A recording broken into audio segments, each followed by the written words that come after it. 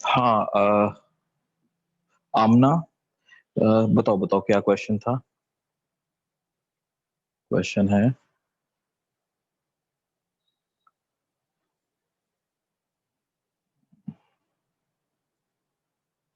Question था, prions किसी organism को इन्फेक्ट करते हैं क्योंकि उनके पास सिर्फ प्रोटीन होता है, जेनेटिक मटेरियल नहीं। प्रियॉन्स किसी ऑर्गेनिज्म को, हाँ, प्रियॉन्स जो होते हैं वो किसी भी ऑर्गेनिज्म को इन्फेक्ट कर देते हैं और इनके पास किसी भी तरह का जेनेटिक मटेरियल नहीं होता है। ये एज ए प्रोटीन पार्टिकल जाते हैं और एज ए प्रोटीन पार्टिकल जाकर के डिवाइड करना शुरू करते हैं। तो प्रियॉन्स ऐसे प्रोटीन पार्टिकल हैं जिनके अंदर डिवीजन की कैपेसिटी पाई जाती है। राइट आमना?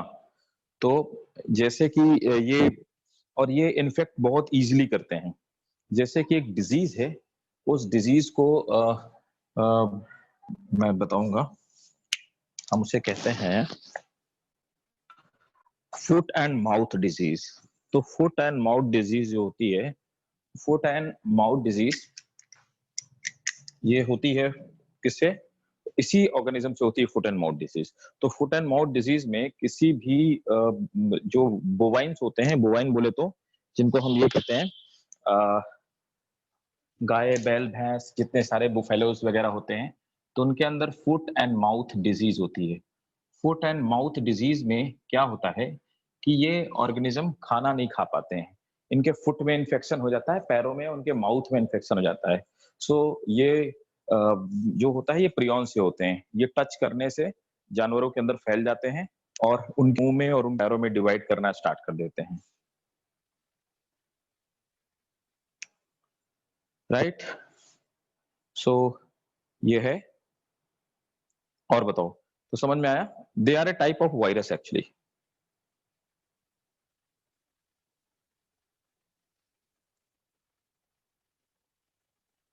और किसी को कोई क्वेश्चन को डाउट,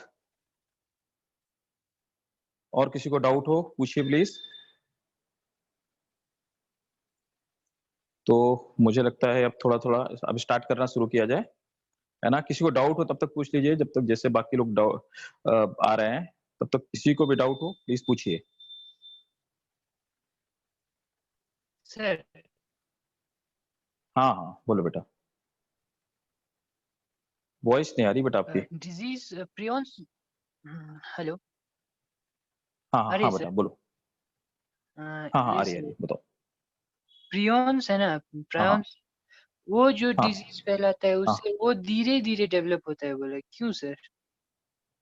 हाँ इतनी एक्चुअली क्या होता है ना कि जो डीएनए कंटेंट होता है ना हमारा, है ना, जब जेनेटिक मटेरियल डीएनए होता है तो उसमें डिवीजन की कैपेसिटी बहुत तेज होती है, क्योंकि पूरी मशीनरी को वो टेक ओवर कर लेता है। अब क्या होता है, प्रियॉन्स तो सिर्फ सिर्फ एक प्रोटीन का पार्टिकल है, तो उनको डिवाइड करने की जो रेट ऑफ डिवीजन होती है ना, मैन्युफैक्चरिंग जो उनकी रेट ऑफ डिवीजन होती है वो बहुत कम होती है, और ये रेयर वायरस होते हैं। ओके। इसीलिए देखो ना, जैसे एक डिजीज मैंने शायद लास्ट क्लास में बताया था ना, प्रियॉन्स कौन सी साइकिल फॉलो करते हैं। प्रियॉन नॉर्मली इन दोनों ही साइकिल में नहीं फॉलो करते। प्रियॉन जस्ट क्या करते हैं कि वो बॉडी के अंदर खुद में ऐसे मॉलिक्यूल हैं, जैसे बैक्टीरिया हमारी बॉडी के अंदर बैक्टीरिया डिवाइड करते हैं, बिल्कुल बैक्टीरिया की तरह ही डिवाइड करते हैं, और डिवाइड कर करके डिजीज कॉज करते हैं। जैसे मैंने आपको शायद बताया भी था, एक डिजीज पार्किंसन बताई थी ना, यस। पार्किंसन, है ना, पार्किंसन बताया था। पार्किंसन भी देखो बुढ़ापे में होती है, मतलब जिनका इम्यून सिस्टम स्ट्रांग होता है उनको नहीं होगी, मतलब ये यूथ में नहीं होती, क्योंकि यूथ का इम्यून सिस्टम स्ट्रांग होता है। तो पार्किंसन भी इसी में होती है। अल्जाइमर देख लो, अल्जाइमर, ये जितने भी अल्जाइमर हो गई, पार्किंसन हो गई, अल्जाइमर हो गई, ये जितनी भी डिजीज है ना, ये सब डिजीज होती हैं बूढ़े लोगों को। तो मेनली क्या होता है, प्रियॉन्स उतना स्ट्रांग नहीं होते, क्योंकि ये डीएनए या कोई भी जेनेटिक मटेरियल में मौजूद नहीं होता। ठीक है। तो इनमें जेनेटिक मटेरियल, हाँ तो हेरिडिटरी हाँ हाँ बोलो। इंफॉर्मेशन कहाँ से गेरी होगी सर प्रियॉन्स में? ये ये प्रोटीन ही है जो हेरिडिटरी इन्फॉर्मेशन यहाँ पर लेकर के आती है। अच्छा। कमाल की बात ये है। इसलिए मैंने बोला था कि ये डिफरेंट है एकदम। ये वायरस से एक अलग टाइप के हैं जो प्रियॉन्स होते हैं। प्रोटीन ही इनमें इंफॉर्मेशन को कैरी करने का काम करता है, मतलब कैरेक्टरिस्टिक को लेकर के आता है। ठीक है, तो अब स्टार्ट करते हैं। देखो हमने वायरस, मैंने आपको मतलब फिनिश कर दिया था। आज हम लोग स्टार्ट करेंगे जो हमारा फर्स्ट किंगडम है। फर्स्ट किंगडम कौन सा है? मोनेरा, है ना। तो हम लोग मोनेरा के बारे में बात करेंगे। अब मैं आपको आपको 5 किंगडम क्लासिफिकेशन सिस्टम आपको ऑलरेडी मैं बता चुका था, है ना। अब देखिए, तो सबसे पहला जो हमारा किंगडम है वो हमारा किंगडम है मोनेरा। ठीक है। मोनेरा के बारे में हम ऑलरेडी बात कर चुके हैं कि ये होंगे कौन? प्रोकैरियोट होंगे, है ना। प्रोकैरियोट्स होंगे, और they will always be unicellular. ये हमेशा यूनिसेलुलर होंगे। They will never be multicellular. तो कभी भी मोनेरा किंगडम के जो ऑर्गेनिज्म होते हैं ये मल्टीसेलुलर नहीं हो सकते हैं। ठीक है। किसी ने मेरे से क्वेश्चन पूछा हुआ था, मुझे याद नहीं है, आप में से किसी ने पूछा हुआ था कि जो वॉल्वॉक्स होता है उसकी कॉलोनी होती है, उस वॉल्वॉक्स की कॉलोनी में 60 से लेकर के 60,000 तक, 600 से लेकर के 60,000 तक वॉल्वॉक्स एक साथ इकट्ठा हो सकते हैं। लेकिन उस कॉलोनी को हम मल्टी सेलर, उसके लिए टर्म यही यूज कर सकते हैं। इसी तरह से इनमें से जो प्रोकैरियोट्स होते हैं, यूनिसेलुलर सेल से बने होते हैं, उनको हमने रखा मोनेरा के नाम, राइट। इसका ही एक एग्जांपल है ना। ठीक है। तो मोनेरा में ही हम लोग एग्जांपल, अच्छा पहले बता दूं मोनेरा में एग्जांपल है क्या क्या। तो मोनेरा के एग्जांपल में सबसे पहले आते हैं बैक्टीरिया। ठीक है। बैक्टीरिया, बैक्टीरिया हमेशा यूनिसेलुलर होगा। दूसरे आएंगे बीजीए, बोले तो ब्लू ग्रीन एल्गी, है ना। ये हमारे आ गया blue green algae, blue green algae. अच्छा, तीसरे आते हैं माइकोप्लाज्मा। माइकोप्लाज्मा, हम तीनों के बारे में पढ़ेंगे, मैं आपको तीनों के बारे में बताऊंगा। ठीक है। तो सबसे पहले ब्लू ग्रीन एल्गी का एग्जांपल, बैक्टीरिया भी ढेर सारे बैक्टीरिया होते हैं, आप बहुत दिन से पढ़ते आ रहे हो डिजीज के फॉर्म में, है ना। तो अब देखो यहां पर क्या है कि अब यहां पर इस समय क्या सिचुएशन है कि इन तीनों में, बैक्टीरिया में, ब्लू ग्रीन एल्गी में और माइकोप्लाज्मा में, इन तीनों की अगर मैं बात करूं तो इन तीनों में जैसे बैक्टीरिया के कुछ एग्जांपल होते हैं।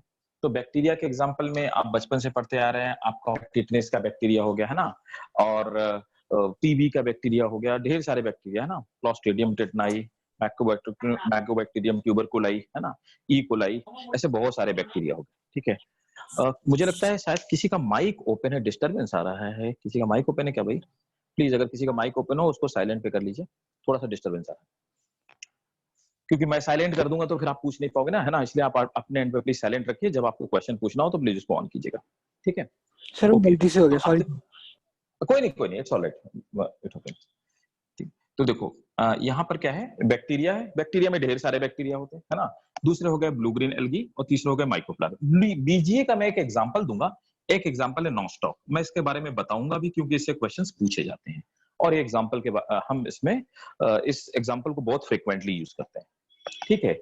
नॉनस्टॉक एक ऐसा ब्लू ग्रीन एल्गी बैक्टीरिया है जो इस तरह की कॉलोनी में पाया जाता है, ठीक है।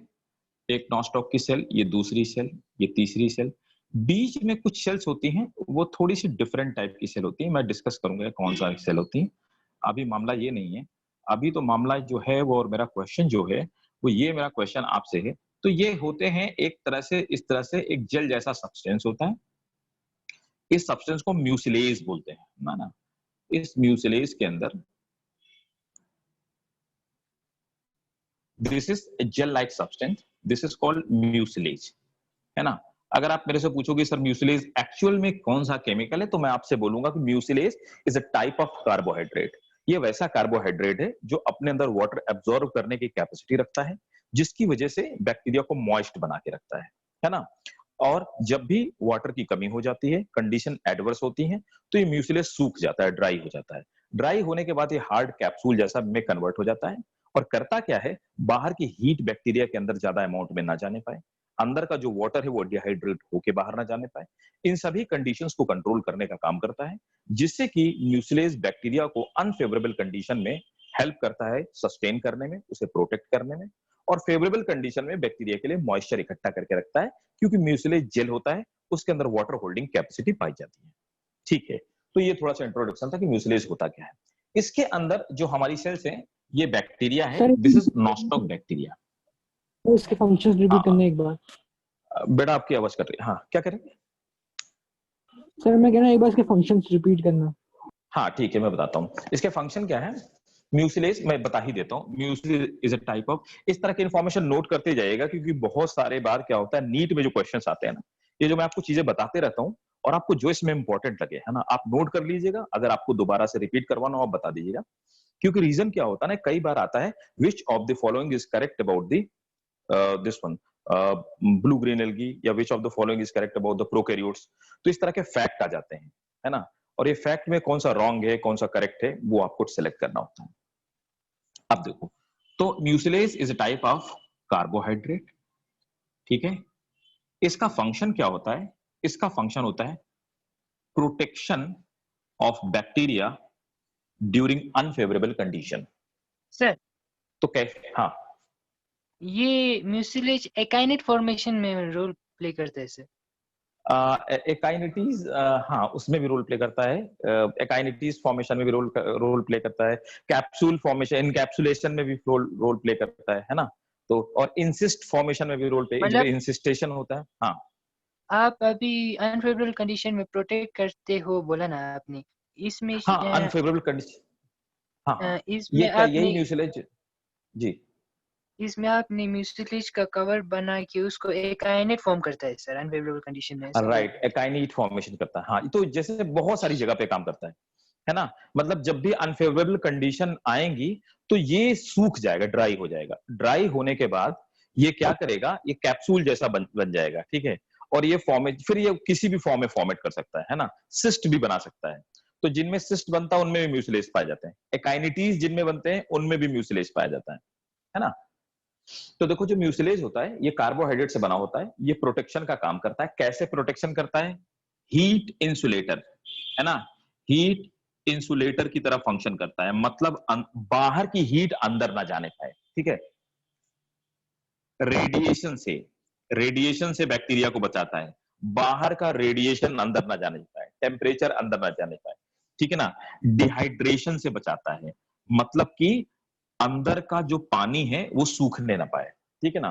तो ये कुछ म्यूसिलेज के एग्जांपल थे, ठीक है, म्यूसिलेज के फंक्शन थे, है ना। अब मैं आपसे ये पूछ रहा हूं कि यहां पर बहुत सारे नॉस्टॉक के बैक्टीरिया मिल करके नॉस्टॉक की कॉलोनी का फॉर्मेशन करते हैं। This is nostoc colony. तो क्या मैं कह सकता हूं कि ये मल्टी सेलुलर है? अगर हां तो क्यों, और अगर मैं नहीं कह सकता तो क्यों? मुझे दोनों बात में से जो भी आप आंसर दीजिए, प्लीज उसको जस्टिफाई कीजिए अपने आंसर को। नो सर, नहीं कह सकता तो क्यों नहीं कह सकता साहब, ये बताइए। शायद मल्टी सेल्यूलर बनने के लिए सभी सेल को एक सिस्टमेटिक काम करना होता है बॉडी में, जिसमें हर सेल एक वेरी सिस्टमेटाइज्ड फॉर्म में फंक्शन करता है, और राइट, यहाँ पर वेरी इंडिपेंडेंट गुड, रहता है उसे। Very good, very good. Logic आपका बिल्कुल सही है। वी कैन नॉट से कि लॉजिक में कुछ कमी है। ठीक है, राइट। इन्होंने कहा, अगर मैं थोड़ा सा इनको टेक्निकली इनकी बात कहूं, तो इन्होंने कहा कि जहां पे मल्टी सेलुलर ऑर्गेनिज्म होता है वहां पे सभी सेल सिंक्रोनाइज्ड होती हैं और एक साथ मिलकर के काम करती हैं, लेकिन यहाँ पे हर सेल इंडिपेंडेंटली काम कर रही है, इसलिए हम इसको मल्टी सेलुलर नहीं कह सकते। बिल्कुल सही, वेरी गुड। अब मैं आपको थोड़ा सा टेक्निकली बताऊं, टेक्निकली टर्म्स में। और भी कोई बता सकता है प्लीज, अगर कोई अटेम्प्ट मारना चाहे तो यू आर मोस्ट वेलकम। बताइए भाई, बाकी लोग भी बता सकते हैं, और जिसको जहां पे नहीं समझ में तो आया ये एकदम बिंदास होके पूछिए। तो आपने नॉस्टॉक कॉलोनी बोला सर, वो एग्जैक्टली होता क्या है? नॉस्टॉक क्या है? एक तरह का ब्लू ग्रीन एल्गी बैक्टीरिया है। यह राइस की फील्ड में पाया जाता है ना। नाइट्रोजन फिक्सेशन का फंक्शन करता है। ठीक है, बहुत सारे नॉस्टॉक की सेल मिलकर के एक म्यूसिलेज के कवर में बंद हो जाते हैं, इसको हम लोग नॉस्टॉक की कॉलोनी कहते हैं। अच्छा, आपने ये वाला हिस्सा नोट कर लिया क्या? ये वाला पार्ट कर लिया कि कौन सर कौन आते हैं, एग्जाम्पल नोट कर लिए? अच्छा, ठीक है। अब देखो, मैं आपको बताऊंगा कि किसको मल्टीसेलुलर क्यों नहीं कह सकते। देखो, सर किसी भी क्योंकि ये प्लांट, हैबिटेट फॉर्मेशन जैसा है। क्योंकि क्योंकि सर ये एक हैबिटेट फॉर्मेशन जैसा है सर। अगर हम किसी और चीज का एग्जांपल ले, कोई भी और स्पीशीज, सर मतलब उनके साथ रहने का ये मतलब थोड़ी ना है कि वो सब मतलब एक चीज बन जाते हैं। ओके, अच्छा, रहेंगे तो चलो सर ठीक है। Individual thing. अच्छा ठीक है, मैं आपको बहुत स्पेशली बताता हूँ कि स्पेशली टेक्निकली को बता कि बायोलॉजिकली इसको हमने क्यों नहीं कह सकते। देखो, अगर कोई भी दो सेल्स हैं, अगर वो प्लांट सेल है, ठीक है, और दो प्लांट सेल आपस में आसपास हैं, या फिर वो दो बैक्टीरिया की सेल है ना, दो प्लांट सेल हैं, और अगर वो प्लांट सेल आपस में आसपास है, तो ये तो हो गई अंदर से प्लाज्मा मेम्ब्रेन। प्लाज्मा मेम्ब्रेन के बाद बीच में हो गई ये, यहाँ पे इनके चारों तरफ सेल वॉल हो गई। ठीक है ना, और एक सेल दूसरे सेल से इंटरकनेक्टेड होती है बीच में, है ना। जिनसे इंटरकनेक्टेड होती है, तो किसी भी प्लांट में जो प्लांट सेल होती हैं वो एक दूसरे से इंटरकनेक्टेड होती हैं। किसकी मदद से इंटरकनेक्टेड होती है, ये बताइए, क्या कहते हैं उन स्ट्रक्चर्स को? The structures with interconnect. इससे क्या होता है कि दोनों के जो प्रोटोप्लाज्म है, इनके प्रोटोप्लाज्म में इंटरकनेक्शन है। अगर सेल में प्रोटोप्लाज्म में इंटरकनेक्शंस हैं, ठीक है, मतलब दो साइड साइड, यहां पे किसी भी सेल के बीच में प्रोटोप्लाज्म का इंटरकनेक्शन नहीं है। अगर किन्हीं भी दो सेल के बीच में, दो से या दो से ज्यादा सेल के बीच में अगर प्रोटोप्लाज्म इंटरकनेक्टेड है किसी भी पोर से, किसी भी छेद से, है ना, किसी भी होल जैसे स्ट्रक्चर से, तो हम उसे मल्टीसेलुलर कहेंगे। और अगर दोनों के बीच में प्रोटोप्लाज्मिक इंटरकनेक्शंस नहीं है, तो हम उसे टेक्निकली, बायोलॉजिकली हम उसे मल्टीसेलुलर नहीं कह सकते हैं। आप देखो, यहां पर क्या है, सीधी सीधी बात है कि यहां पर बीच में प्रोटोप्लाज्मिक इंटरकनेक्शन नहीं। तो प्रोटोप्लाज्मिक इंटरकनेक्शन किसी प्लांट सेल में या किसी भी बैक्टीरिया के सेल में जो होते हैं, उनको हम कहते हैं प्लाज्मोडेस्माटा। बताओ, पढ़ा है ना, प्लाज्मोडेस्माटा। तो आप सीधे सीधे ये कहेंगे कि देखिए सर, इन दो सेल्स की ये बहुत सारी सेल एक साथ एक दूसरे से इंटरकनेक्टेड है, लेकिन इनके बीच में प्लाज्मोडेस्माटा नहीं है या प्लाज्मोडेस्माटल इंटरकनेक्शंस नहीं है, इसलिए इनको मल्टीसेलुलर नहीं कहा जा सकता है। यही बात अगर मैं कहूं तो वॉल्वॉक्स में भी यही बात होती है। वॉल्वॉक्स की कॉलोनी में वॉल्वॉक्स की बहुत सारी सेल होती हैं एल्गी की, लेकिन उनके बीच में प्रोटोप्लाज्मिक इंटरकनेक्शंस नहीं पाए जाते हैं, इसीलिए उनको हम मल्टीसेलुलर नहीं कहते। लेकिन अगर ये एनिमल सेल होती, अगर ये एनिमल सेल है, तो एनिमल सेल में प्लाज्मोडेस्माटा नहीं पाए जाते हैं, और हमें पता है उसमें सेल वॉल भी नहीं पाए जाते हैं। ये दो एनिमल सेल हो गई, और एनिमल सेल में भी बीच में लेकिन पोर्स पाए जाते हैं, है ना। ये जो पोर्स पाए जाते हैं, इनको सिंपली हम बोलते हैं cytoplasmic interconnections, sorry protoplasmic, protoplasmic sir हाँ, एनिमल सेल तो सेल मेम्ब्रेन ही होता है, तो सेल मेम्ब्रेन तो सेमी परमिएबल होता है, इनमें पोर क्यों पाए जाते हैं सर? एक्चुअली क्या होता है, बहुत सारे ऐसे कंपोनेंट होते हैं जो पोर्स पाए जाते हैं ना, जिनको हम पोरिन्स कहते हैं। वो पोरिन मैं पढ़ाऊंगा आपको। वो पोरिन प्रोटीन के बने होते हैं। पोरिन प्रोटीन के बीच में इतनी कम जगह होती है कि उससे वाटर के मॉलिक्यूल या कुछ आयन ही क्रॉस कर सकते हैं, उसके अलावा कोई बड़ा जो मॉलिक्यूल्स होता है प्रोटीन का, वो क्रॉस ही नहीं हो सकता, और जबकि उसकी जरूरत पड़ेगी। ठीक है, तो वो जो चैनल या गेटवे प्रोटीन होते हैं, उनके अंदर इतनी कैपेबिलिटी नहीं होती है कि, सॉरी, जो पोरिन प्रोटीन होते हैं उनके अंदर इतनी कैपेबिलिटी नहीं होती है कि किसी बड़े मॉलिक्यूल को इधर उधर जाने दें। तो बड़े मॉलिक्यूल को इधर उधर जाने के लिए कुछ सिलेक्टिवली गेटवे होते हैं या चैनल होते हैं, जिन चैनल्स को हम प्रोटोप्लाज्मिक इंटरकनेक्शन कहते हैं। इनसे कोई भी चीज नहीं जा सकती है। दे आर कंट्रोल्ड, मतलब कि ये भी स्पेसिफिक चीजों को ही आने जाने देंगे, लेकिन इनका साइज बड़ा होता है। ठीक है, यस। नोट करो, नोट करो, नीचे एक नोट लिखेंगे, ये अलग से है, special information note. If there is if there is plasmodesmata or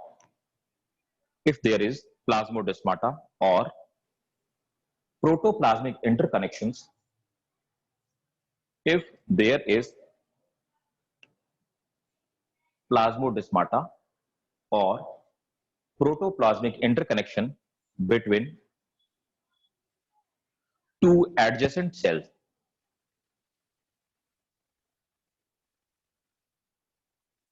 we can call the organism multicellular.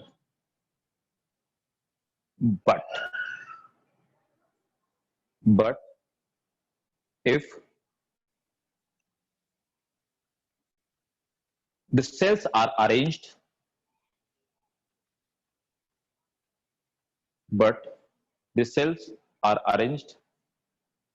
in a mass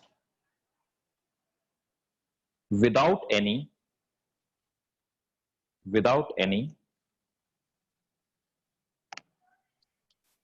protoplasmic interconnection or plasmodesmata, we will call it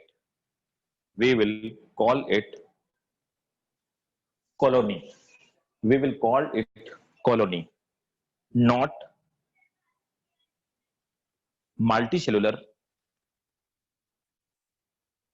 organism like sir हाँ, we will call it Porifera में ये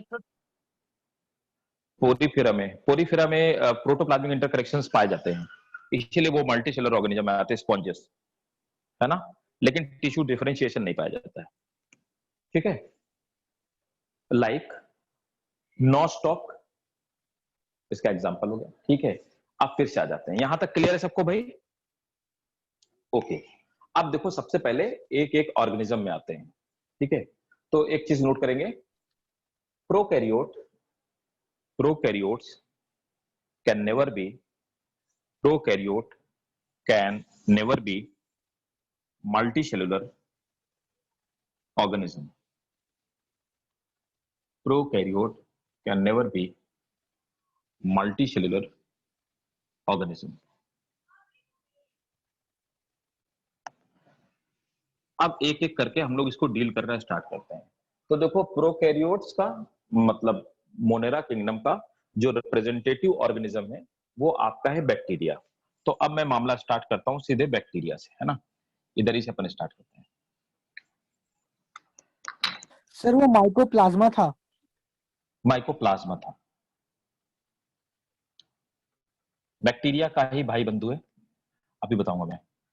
bacteria, अच्छा देखो, bacteria में हमारा जो experimental organism जो bacteria है वो सिंपली ई कोलाई है। तो जब भी हम बैक्टीरिया पढ़ते हैं तो हम लोग इसके बारे में पढ़ते हैं ई कोलाई के बारे में। ई कोलाई बोले तो इस्चेरिशिया कोलाई, है ना, ये इस्चेरिशिया कोलाई। इस्चेरिशिया कोलाई वो बैक्टीरिया है जो हमारी लार्ज इंटेस्टाइन में पाया जाता है। इसकी दो स्ट्रेन होती है, एक होती है बेनिफिशियल स्ट्रेन जो कि हमें हेल्प करती है फूड के डाइजेशन में, दूसरी हार्मफुल स्ट्रेन्स भी पाई जाती हैं जो कि हमें नुकसान पहुंचाती है, हमें हार्म पहुंचाती है। ठीक है, अब देखो नॉर्मली जो बैक्टीरिया का साइज है वो कितना हो सकता है। तो नॉर्मली बैक्टीरिया का साइज 2 टू 2.6 माइक्रोमीटर का होता है एवरेज। ये किसी एवरेज बैक्टीरिया का साइज है, ठीक है ना। स्मॉलेस्ट जो बैक्टीरिया होता है, स्मॉलेस्ट, तो स्मॉलेस्ट बैक्टीरिया का साइज 100 टू 200 नैनोमीटर का होता है। तो सबसे छोटा बैक्टीरिया 100 टू 200 नैनोमीटर का होता है। ये इन बैक्टीरिया का आप नाम लिख लीजिए, नीट के लिए नाम लिख लीजिए। ये इस साइज का जो सबसे छोटा बैक्टीरिया है वो उसको हम डायलिस्टर बोलते हैं। डायलिस्टर, डायलिस्टर। तो डायलिस्टर सबसे छोटा बैक्टीरिया है। इसका साइज याद रखना है माइक्रोन में। मैंने ऊपर बताया जो एवरेज साइज माइक्रोमीटर में मतलब माइक्रोन में, और ये वाला जो साइज है वो नैनोमीटर में है, मतलब नैनोमीटर बहुत छोटा होता है। अब आ जाते हैं लार्जेस्ट बैक्टीरिया।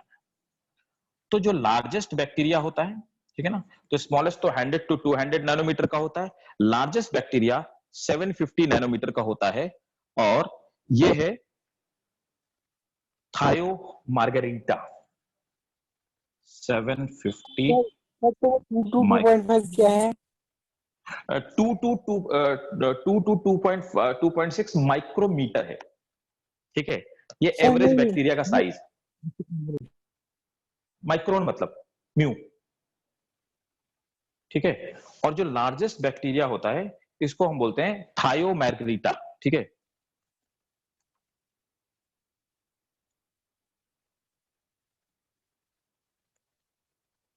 मार्गेरिटा, थायो मार्गेरिटा जो है ये हमारा लार्जेस्ट बैक्टीरिया है। ये तो खैर फैक्चुअल बातें होगी, नोट कर लिया। इसके नीचे एक पॉइंट और लिखो। अब सर आपको एक क्या है बात वो बताओ, 750? 750 mu m micrometre, mu m, mu m micrometre. This is Thiomargarita. Spelling दिखाई दे रही है ना आप लोगों को? लेटर्स दिख रहे हैं ना भाई सबको? कोई दिक्कत तो नहीं हो रही? यस ठीक है, तो ये दो याद रखना, डायलिस्टर और थायो मार्गेरिटा, ठीक है। This is smallest, this is largest, and this is the average size of bacteria. Normal bacteria जो हम पाए जाते हैं उनका एवरेज 2 से 2.6 माइक्रोमीटर होता है, ठीक है। अब देखो बैक्टीरिया के बारे में, बैक्टीरिया सभी तरह के एनवायरमेंटल कंडीशन में पाए जाते हैं।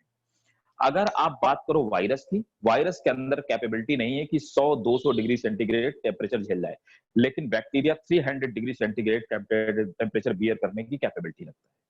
फंगस के अंदर सर, इतनी वायरस नहीं कैपेबिलिटी झेल नहीं कि, सकते मतलब, वायरस नहीं झेल सकते हाँ मतलब उस टाइम पे क्या हो जाता है उससे ब्रेक हो ज्यादा? जाएगा, ब्रेक हो जाएगा। हाँ वायरस आप 100 प्लस जैसे जाते हैं ना, जैसे आप 120 130, ऑलमोस्ट सभी वायरस 120 के बाद सब डिग्रेड हो जाते हैं, उनका प्रोटीन ब्रेक हो जाता है अगर इतना टेम्परेचर ले जाओ। लेकिन अगर सर एक बात आपने रिवाइज किसी भी, देखिए, हाँ हाँ, सर उन्हें मतलब मरते तो है नहीं वो सर, तो फिर क्या होता है उनका? नहीं प्रोटीन ब्रेक हो गया ना, प्रोटीन का कैप्सूल ब्रेक हो गया तो ऑलमोस्ट मर ही गए, मतलब वो दोबारा रेप्लिकेट नहीं कर सकते, इन्फेक्ट नहीं कर सकते, जिसको आप स्टरलाइजेशन कहते हैं ना, स्टरलाइजेशन। मतलब उसके बाद वो कुछ नहीं कर सकते?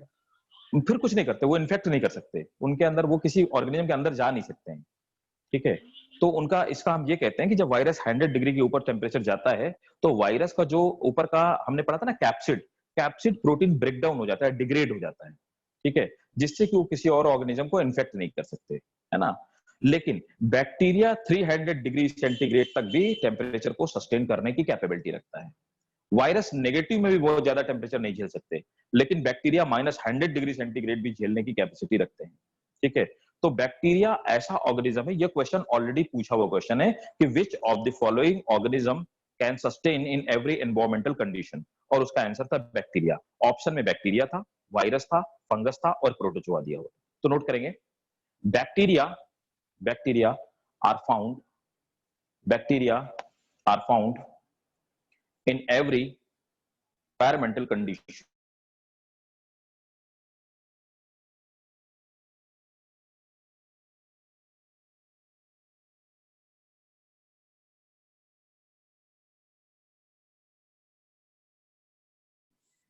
Hello, bacteria Bacteria are found in every environmental condition, like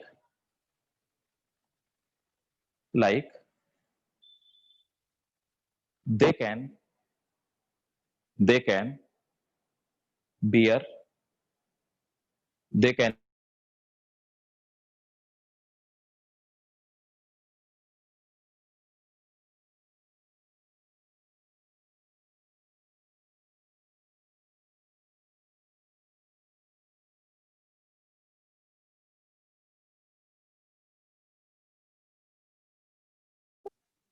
sound आ रही है बच्चों? वॉइस क्लियर है? अच्छा, फ्रीज हो गया, अभी आ रही है? Yes sir. ओके, अच्छा, ओहो, एक minute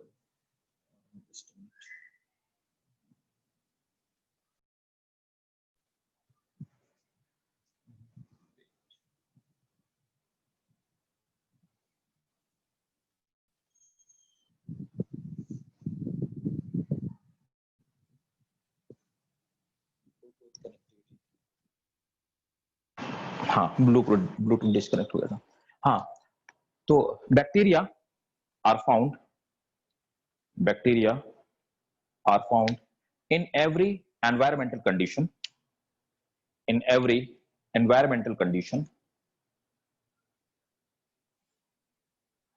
they can bear extreme high and extreme low temperatures. अब बात करता हूं बैक्टीरिया के न्यूट्रिशन की, कि न्यूट्रिशन बैक्टीरिया कैसे कैसे ले सकता है। मतलब बैक्टीरिया में या बैक्टीरिया में या मोनेरा में मोड ऑफ न्यूट्रिशन क्या हो सकता है। तो सबसे पहला मोड ऑफ न्यूट्रिशन, कुछ ऐसे बैक्टीरिया हो सकते हैं जो ऑटोट्रॉफिक होते हैं, है ना। ऑटोट्रॉफिक बैक्टीरिया मतलब जो खुद अपने लिए फूड बना सकते हैं। आप 10th में बढ़िया से क्लियर करके पढ़ के आ चुके हैं, लेकिन अगर किसी को कहीं पे बेसिक में डाउट हो, देखो बिल्कुल हेजिटेशन नहीं करना, एकदम बिंदास होकर फ्रीली पूछना कि सर इसका क्या मतलब होता है, ठीक है। किसी चीज को पूछने में कोई शर्म नहीं करनी चाहिए, और एटलीस्ट टीचर से तो बिल्कुल नहीं शर्म करनी चाहिए, ठीक है। तो बैक्टीरिया का जो मोड ऑफ न्यूट्रिशन होता है, एक तो ऑटोट्रॉफिक होता है, मतलब ये खुद के लिए अपना फूड बना सकते हैं। ऑटोट्रॉफिक में भी दो हो सकते हैं, ये दोनों तरह के बैक्टीरिया पाए जाते हैं। एक होते हैं फोटो ऑटोट्रॉफिक। तो देखिए टर्म को ब्रेक कर लेते हैं। फोटो मतलब लाइट से, ऑटो माने खुद से, और ट्रॉफिक मतलब फूड बना लेना। ट्रॉफिक वर्ड का मतलब ही होता है फूड फॉर्मेशन, लाइक फूड मतलब, तो जो खुद से अपने लिए फूड बना ले लाइट से, तो वो फोटो ऑटोट्रॉफिक। एग्जाम्पल के तौर पे ग्रीन बैक्टीरिया, ठीक है, इसका एग्जाम्पल है ग्रीन बैक्टीरिया। तो ग्रीन बैक्टीरिया में क्लोरोफिल पाया जाता है, क्लोरोप्लास्ट जैसे स्ट्रक्चर पाए जाते हैं, सिर्फ लैमेला पाया जाता है, क्लोरोप्लास्ट तो नहीं पाया जाता है। वैसे स्ट्रक्चर पाए जाते हैं थैलाकोइड टाइप के, जिससे कि फोटोसिंथेसिस करने की कैपेसिटी रखते हैं और अपने लिए खाना बना लेते हैं। दूसरे होते हैं कीमो ऑटोट्रॉफ। तो कीमो ऑटोट्रॉफ वो होते हैं, सिंपल है, कीमो ऑटोट्रॉफ, ठीक है। तो chemo autotrophic mode of nutrition, chemo मतलब केमिकल से, ऐसे बैक्टीरिया जो केमिकल से अपने लिए फूड डेराइव कर सकते हैं, उनको हम कीमो ऑटोट्रॉफ बैक्टीरिया बोलते हैं। तो बैक्टीरिया केमिकल से भी अपने लिए फूड डेराइव कर सकते हैं। एग्जाम्पल के तौर पे सल्फर बैक्टीरिया। तो जो सल्फर बैक्टीरिया होते हैं, ये सल्फर की रॉक में पाए जाते हैं और सल्फर के मॉलिक्यूल को ब्रेक करते हैं। ना तो ये प्लांट से डायरेक्टली फूड लेते हैं, ना इनडायरेक्टली फूड लेते हैं, ठीक है। तो बैक्टीरिया का दूसरा मोड ऑफ न्यूट्रिशन दोनों हो सकता है, मतलब कीमो ऑटोट्रॉफ भी हो सकता है।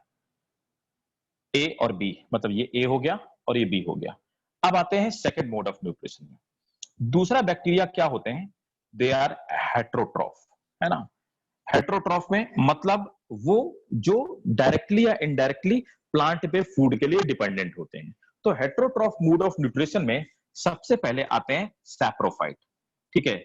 सैप्रोफाइट वो होते हैं जो सड़ी गली चीजों में, रॉटन चीजों पे या रॉटन ऑर्गेनिक मटेरियल पे से अपने लिए फूड डेराइव करते हैं। लाइक हमारा जो लैक्टोबैसिलस बैक्टीरिया होता है ना, लैक्टोबैसिलस, तो लैक्टोबैसिलस बैक्टीरिया जो कि हमारे लिए कर्ड बनाने का काम करता है, लैक्टोबैसिलस सैप्रोफाइट है एक तरह से, ठीक है। सर ब्रेड भी ना? अब आते हैं, हाँ या डेड भी ना, कौन सा? हाँ डेड, ब्रेड नहीं, ब्रेड सब मरा हुआ, कौन सा? डेड। हाँ dead dead right, saprophyte, dead पे। सैप्रोफाइट किसी भी डिकेइंग चीज पे, जो चीज डिके हो रही होती है। तो एक्चुअली क्या करते हैं ये बैक्टीरिया, वहां पे जो शुगर होती है ना, लैक्टोबैसिलस बैक्टीरिया लैक्टोज शुगर को डिग्रेड करता है, ठीक है। तो लैक्टोज जो शुगर होती है उसको डिग्रेड करके अपने लिए न्यूट्रिशन डेराइव करता है ना। तो ये मिल्क में ये लैक्टोबैसिलस इसका एग्जांपल हो गया। पैरासिटिक बैक्टीरिया बताने की सर जरूरत ही नहीं है, आप जानते हैं। हाँ जी, कोई सर पूछ रहा था? ये सेप्रोफाइट्स बाहर से डाइजेस्ट करके अंदर लेता है इसे। सैप्रोफाइट, अम, हाँ वो हर चीज शुगर जो को सड़ रही बाहर होती है, डाइजेस्ट। किसी भी चीज में नाली में जो बदबू आती है वो इसी की वजह से, जो मीथेन बैक्टीरिया पाए जाते हैं ना, वो भी यही सैप्रोफाइट ही है ना, ठीक है। अच्छा बाकी लोग क्वेश्चन नहीं पूछते, सौम्या, भूमि, हर्षित, सोनम, ओके सर। हाँ आप लोग भी भाई, कोई डाउट हो क्वेश्चन पूछो। बाकी लोगों को समझ में आ रहा है कि नहीं अभी जिन लोगों को मैंने नाम लिया? भूमि, सौम्या, हर्षित, सबको समझ में आ रहा है? Okay great. कहीं पे देखो किसी को डाउट एकदम बिंदास क्वेश्चन पूछ लेना है ना, ठीक है। Okay fine great. थोड़ा सा आप उधर से इंटरेक्ट करते रहते हैं तो मेरे को भी लगता है कि आपको समझ में आ रहा है और आप एक्टिव कंडीशन में है, ठीक है। तो पैरासिटिक मोड ऑफ न्यूट्रिशन में अगर बात की जाए तो हेट्रोट्रॉफिक जो हेट्रोट्रॉप्स होते हैं, तो ये पैरासिटिक जितने बैक्टीरिया अपन को डिजीज फैलाते हैं, है ना, जैसे कि टिटनिस का बैक्टीरिया है ना, टिटनिस का बैक्टीरिया, माइको बैक्टीरियम टिटेनाई, टिटेनाई, तो माइकोबैक्टीरियम टिटेनी, माइकोबैक्टीरियम टिटेनाई, ठीक है ना। ये बैक्टीरिया हमें टिटनिस फैलाता है, टिटनिस का बैक्टीरिया होता है। तो ये सैप्रोफिटिक भी होते हैं, पैरासिटिक भी हो सकते हैं, ऑटोट्रॉफिक भी हो सकते हैं, ठीक है। इतनी तरह का मोड ऑफ न्यूट्रिशन इनमें पाया जाता है, ठीक है। सर इकोलाई पैरासाइटिक कह सकते हैं सर। अच्छा ओके, एक minute, Sonam it's a new topic है ना, बिल्कुल नया टॉपिक मैंने स्टार्ट किया हुआ है, किंगडम मोनेरा। 5 किंगडम सिस्टम में आपने पढ़ा होगा, जो आप 5 किंगडम सिस्टम पढ़ रहे थे, ठीक है, उसमें एकदम बिल्कुल नया टॉपिक मैंने स्टार्ट किया हुआ मोनेरा पे। तो मैं आपको बैक्टीरिया बता रहा हूँ, ठीक है ना। बैक्टीरिया में जहां पे फ्रीज हो गया था। अच्छा अभी तो सही है ना हर्षित, अभी क्लियर है, अभी तो फ्रीज नहीं हो रहा ना? ओके ग्रेट, ठीक है। ठीक तो देखो सोनम, जहां पे भी आपको डाउट लगे है ना, तो जहां पे डाउट लगे तो वहां पे मुझे पूछ लेना, ठीक है। जो आज मैं समझा रहा हूं जिसको जिधर पे, जैसे जिसने नया ज्वाइन किया हुआ, ठीक है, अभी फ्रीज है भाई। अच्छा मुझे रिस्पॉन्ड करो बाकी लोग, सब लोग, सबको वॉइस आ रही है मेरी और वीडियो दिख रहा है? ओके अच्छा सर दिख रहा है। आप हाँ हाँ, आवाज आ रही है लेकिन आप फ्रीज हो जा रहे बार बार। बार बार फ्रीज हो जा रहा है, फ्रीज हो जाते हैं। वॉइस है? अच्छा वॉइस है और वीडियो नहीं आ रही, इज इट सो? बीच बीच में फ्रीज हो जाते हो फिर। अच्छा बीच बीच में फ्रीज हो रहा है। वैसे नेट तो सही चल रहा है, मेरा लेन कनेक्शन है, ठीक है। जहां पे फ्रीज हो मेरे को बताना, मैं रिपीट कर दूंगा, ठीक है ना। वैसे इंटरनेट सही चल रहा है मेरा और हाई स्पीड ब्रॉडबैंड ले रखा है मैंने, इसीलिए। चलो ठीक है, अभी ये दिख रहा है ना, अभी तो क्लियर है? यस ठीक है। सर जी एक क्वेश्चन था। हाँ जी, ये हाँ बताओ। पैरासाइट्स इकोलाई को पैरासाइट्स में रख सकते हैं सर? इकोलाई को पैरासाइट नहीं, नहीं वो सिम्बायोटिक रिलेशनशिप को करते हैं, वो पैरासाइट नहीं है। पैरासाइट में वन वे सिर्फ होता है। देखो चक्कर क्या है ना, ई कोलाई हमसे फूड लेता है और बदले में हमारे लिए वो विटामिन सेंसिटाइज करता है, विटामिन डी को सेंसिटाइज करता है, ठीक है ना। Okay sir. इसलिए हम उसको नहीं, हाँ तो सिम्बायोटिक रिलेशनशिप है वो, ठीक है। अच्छा ये सबने नोट कर लिया मोड ऑफ न्यूट्रिशन बैक्टीरिया का, बैक्टीरिया कितनी तरह से फूड ले सकता है, नोट इट डाउन, ठीक है। Okay great great great great. अच्छा अब देखो बैक्टीरिया को नेक्स्ट नोट करेंगे, क्लासिफिकेशन ऑफ बैक्टीरिया, ठीक है, क्लासिफिकेशन ऑफ बैक्टीरिया। तो बैक्टीरिया को हम क्लासिफाई कितने कैटेगरी में करते हैं? तो देखो सबसे पहले बैक्टीरिया को क्लासिफाई करने का अपना बहुत सारे अपने तरीके हैं, ठीक है ना। तो बैक्टीरिया को मेनली हम जो क्लासिफाई करते हैं, तो बैक्टीरिया को शेप के बेसिस पे क्लासिफाई करते हैं कि बैक्टीरिया कितनी तरह के पाए जाते हैं, है ना। तो क्लासिफिकेशन ऑफ बैक्टीरिया, हेडिंग डालेंगे classification of bacteria on the basis of, classification of bacteria on the basis of shape. ठीक है, तो शेप के बेसिस पे, on the basis of shape, basis of shape, shape के बेसिस पे bacteria को सबसे पहले हम क्लासिफाई करते हैं। सबसे पहले आते हैं कॉकस। कॉकस वो बैक्टीरिया होते हैं जो बिल्कुल गोल गोल छोटे छोटे बॉल के शेप के होते हैं। इन बैक्टीरिया को हम कॉकस बोलते हैं। जैसे आप पढ़ते हैं ना स्ट्रेप्टोकोकस निमोनाई, इसका मतलब निमोनिया फैलाने वाला जो बैक्टीरिया जिसका शेप कॉकस है, गोल है ना, तो स्फेरिकल होते हैं। कॉकस के बाद दूसरे जो हमारे बैक्टीरिया आते हैं, उन बैक्टीरिया को हम बोलते हैं बैसिलस। बैसिलस, जैसे एक एग्जांपल है बैसिलस थुरिंजेंसिस, है ना। तो बैसिलस जो बैक्टीरिया होते हैं वो रॉड के शेप होते हैं, है ना। तो इन्हें बोलेंगे स्फेरिकल शेप। तो स्फेरिकल शेप वाले बैक्टीरिया को कॉकस कहते हैं। जो रॉड शेप बैक्टीरिया होते हैं, रॉड शेप जो बैक्टीरिया, इन्हें बैसिलस कहते हैं। थर्ड नंबर पर आते हैं हमारे जो ऐसे बैक्टीरिया जो कि स्क्रू के शेप होते हैं, स्प्रिलम, उनको हम स्प्रिलम बोलते हैं। ठीक है, स्प्रिलम बैक्टीरिया ऐसे होते हैं, इस तरह के, ये कुछ कुछ स्क्रू के शेप के होते हैं, या रेदर देन ऐसे, इसकी जगह मैं आपको बताऊं, ये कुछ ऐसे होते हैं, स्प्रिंग की तरह दिखाई देने वाले बैक्टीरिया। तो ये हो गया हमारा स्प्रिलम शेप, है ना। तो spirillum shape, they are like spring और क्वाइल्ड, है ना। तो इनको हम स्प्रिलम बोलते हैं। स्प्रिलम के बाद आते हैं विब्रियो। ठीक है ना, विब्रियो वो बैक्टीरिया होते हैं। तो चौथा हमारा हो गया विब्रिया। विब्रिया, जैसे आप बोलते हो कॉलरा फैलाने वाला बैक्टीरिया विब्रियो कॉलरी, है ना। ठीक है, और तो ये होते हैं कॉमा के शेप के, जो अपन कॉमा लगाते हैं ना जब हम लोग लिखते हैं, सो दे आर कॉमा शेप। ठीक है, तो कॉमा शेप जो बैक्टीरिया होते हैं इनको हम लोग कहते हैं विब्रिया। ठीक है, तो चौथा हमारा कैटेगरी हो गई, विब्रिया हो गई। ठीक है, अब आते हैं पांचवी कैटेगरी में। पांचवी, they are stalked. Stalked bacteria वो होते हैं, वो कुछ इस तरह से दिखाई देते हैं। ठीक है, इस तरह से, ये नीचे इनका स्टॉक होता है और ऊपर ये इस तरह के बैक्टीरिया होते हैं, दे आर कॉल्ड स्टॉक। ठीक है, 6 में होते हैं बडेड। ठीक है, बडेड बैक्टीरिया वो होते हैं जो एक ऐसा बैक्टीरिया होता है इसमें और बड निकली होती है ना, they are called budded bacteria. ठीक है ना, तो इनको, और 7th last but not the least. Sir but book में तो 4 दे रखे हैं सिर्फ। हाँ, वो मैं बता रहा हूँ कि मैं आपको पूरा नीट के लेवल पे पढ़ा दूंगा, ये बुक से मैं सर एक्सरसाइज और पाऊंगा। ठीक है, मैंने एक टेस्ट भी दिया था सर, उसमें ऑप्शन आया था कितने बैक्टीरिया होते हैं सर, मैंने 4 पे टिक किया तो सही दिया उसने। देखो वो एक्चुअली क्या है कि एनसीईआरटी वाला जो भी आप टेस्ट दोगे ना, है ना, एनसीईआरटी वाले, तो एनसीईआरटी में वही 4 ही बैक्टीरिया दे रखे हैं।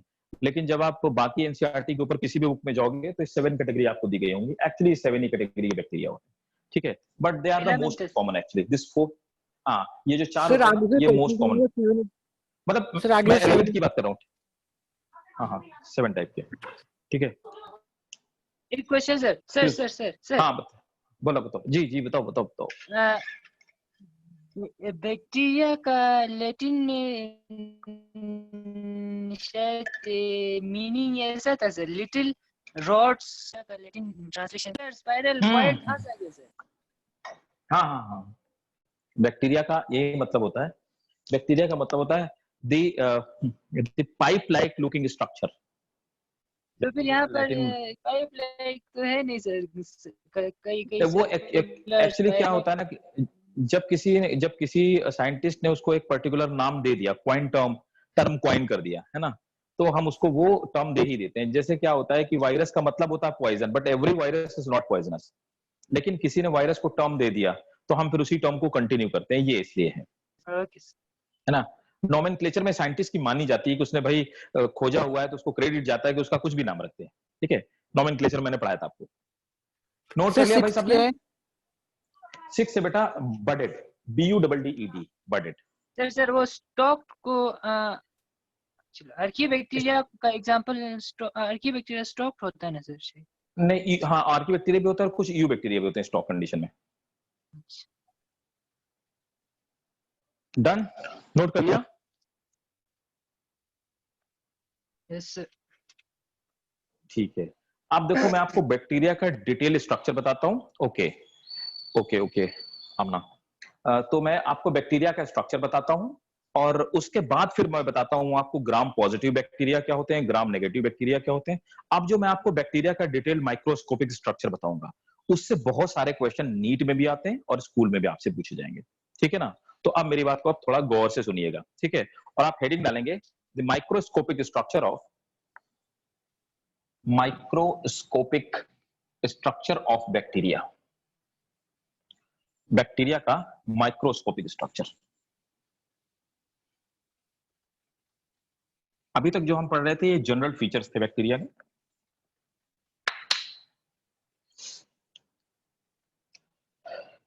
एग्जाम्पल जिसका हम लेते हैं, जिसको हम पढ़ते हैं, that is E coli.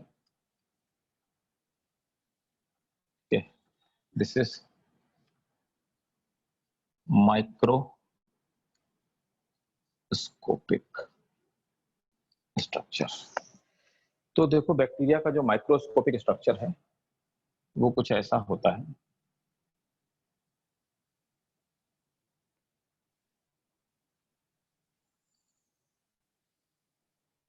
Bacteria इस तरह का देखने वाला एक ऑर्गेनिज्म है।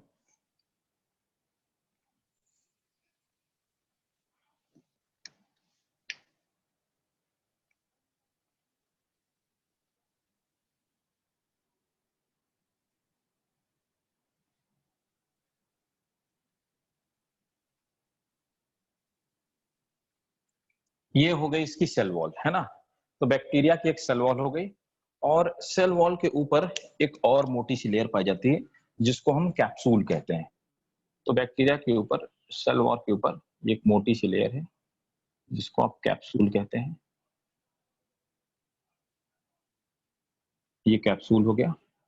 ये चारों तरफ जेल जैसा स्ट्रक्चर होता है। जब तक बैक्टीरिया वाटर मीडियम में या वाटर जैसे मीडियम में होता है तब तक ये जेल जैसा स्ट्रक्चर रहता है एज यूजुअल, जैसे मैंने थोड़ी देर पहले बताया। और ये किस किस सब्सटेंस का बना होता है ये हम पूरी बातें अभी डिस्कस करेंगे। और जब भी अनफेवरेबल कंडीशन आती हैं तो ये जेल होता है डिहाइड्रेट हो जाता है, सूख जाता है।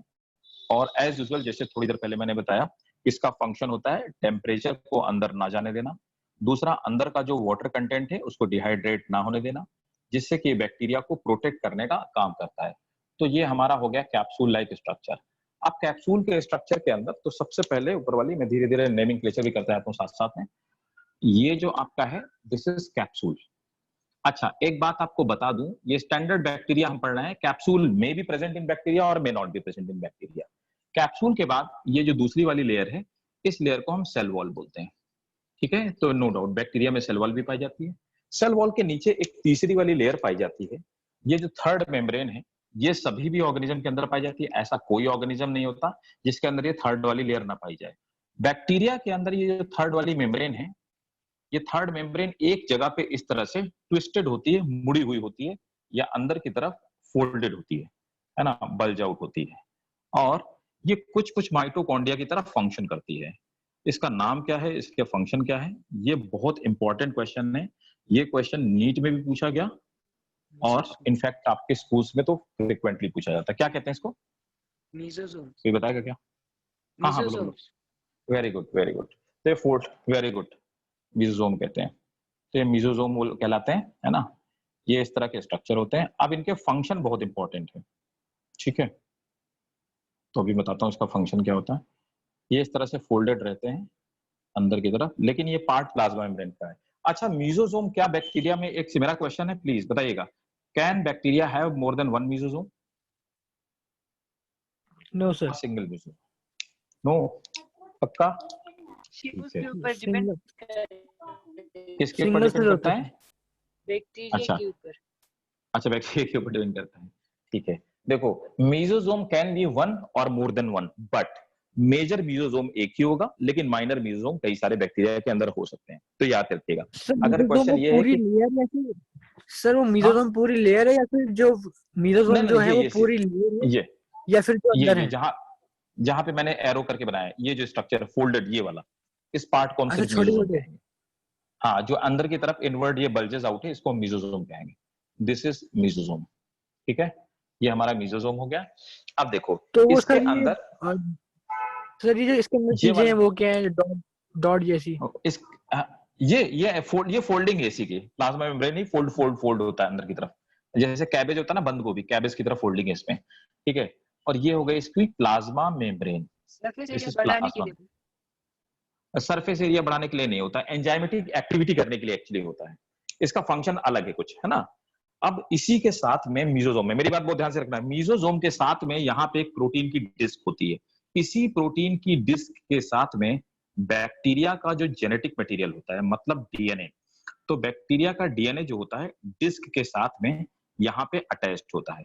तो मीजोजोम का पहला फंक्शन होता है कि डीएनए को अटैच करके रखना। अच्छा, जब इसको बाइनरी फिजन करना होता है या बैक्टीरिया को रिप्रोड्यूस करके 1 से 2 होना होता है, तो मीजोजोम नीचे की तरफ बढ़ते हैं, डीएनए 2 पार्ट में डिवाइड हो जाता है।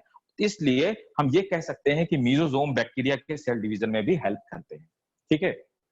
ओके, अब इसके अंदर आप देख रहे हैं, ये वाला हो गया आपका capsule, cell wall, plasma membrane. Plasma membrane as usual जैसे बाकी सब में पाई जाती है, वैसे इसमें भी पाई जाती है। इसके अंदर ये जो जेल लाइक सब्सटेंस है, अब ये जो ग्राउंड सब्सटेंस है, इसको अपन प्रोटोप्लाज्म कहते हैं। तो ये हो गया प्रोटोप्लाज्म, ठीक है। अब देखो, यहां से क्या होता है, इसके साथ में अंदर की तरफ से यहाँ पे एक शॉफ्ट पाया जाता है, ठीक है। ये हो गया शॉफ्ट, और ये शॉफ्ट अंदर की तरफ से यहां से ओरिजिनेट होता है, इसको हम बेसल ग्रेन्यूल कहते हैं। इस बेसल ग्रेन्यूल से और सॉफ्ट से ये थ्रेड लाइक स्ट्रक्चर निकलता है, इसको हम फ्लैजिला कहते हैं। ये फ्लैजिलिन नाम की प्रोटीन से बना हुआ होता है, इसका फंक्शन लोकोमोशन या मूवमेंट करना होता है। सो दिस इज फ्लैजिला, ये हो गया फ्लैजिला। फ्लैजिला में ये वाला जो पार्ट है, this part is called soft, ठीक है। दिस पार्ट इज कॉल्ड, ये जहां से फ्लैजिला ओरिजिनेट होता है, इसको हम लोग बोलते हैं, क्या कहते हैं इसको, बेसल ग्रेन्यूल कहते हैं।